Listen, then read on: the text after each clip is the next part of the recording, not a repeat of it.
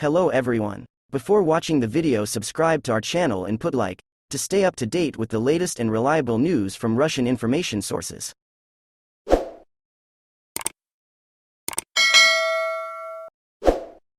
China is unlikely to launch an invasion of Taiwan in the next couple of years, but it might raise military pressure on the nation, a senior U.S. defense official said on Friday.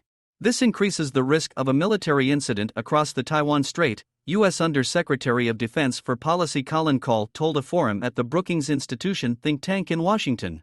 It is unlikely that Chinese President Xi Jinping has made a decision to force Taiwan to unify with China, but he has certainly given his military the charge to have that capability by the end of the decade, and probably by 2027, he said.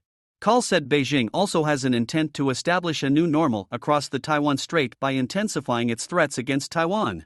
I don't think in the near term that China is planning to invade Taiwan, Kahl said. I think they want to apply a course of pressure on Taiwan. I think they want to establish a new normal around Taiwan. I think they want to put pressure on the international community to acquiesce to China's policy toward Taiwan. Kahl's comments elaborated Washington's position after the U.S. on Thursday last week released its new national security strategy, in which it named China and Russia as the major threats to the U.S., and said that Beijing continues to use economic and military pressure to threaten Taiwan. The strategy also said that China illegally claims islands and reefs in the South China Sea, and seeks to influence South Asian countries to make deals with Beijing that threaten their sovereignty. Kahl said that the Chinese military, particularly its Air Force, but also its Navy, have increasingly been engaged in unsafe and unprofessional activities in the Taiwan Strait. I think there could be an incident, he said. Kahl said China in August reacted strongly to a visit to Taiwan by U.S. House of Representatives Speaker Nancy Pelosi. Just days after Pelosi concluded her visit, China launched drills around the nation in which it shot missiles over Taiwan proper and simulated a blockade of the country, Kahl said.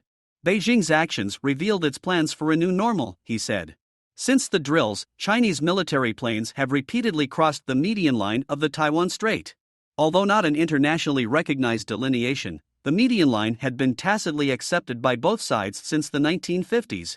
Chinese military planes flying closer to Taiwan makes incidents more likely, Kahl said, citing as an example an incident in the South China Sea in May involving Chinese and Australian military aircraft. The Australian plane, which was on a routine maritime surveillance mission, was intercepted by a Chinese fighter jet in international airspace.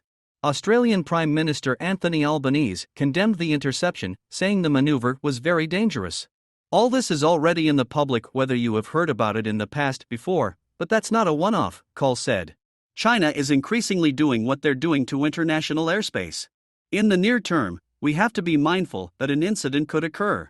Faced with increasing threats from China, Kahl said the U.S. would continue to adhere to its Taiwan Relations Act, TRA, to provide Taiwan with the military capabilities that are necessary to defend itself and maintain cross-strait peace.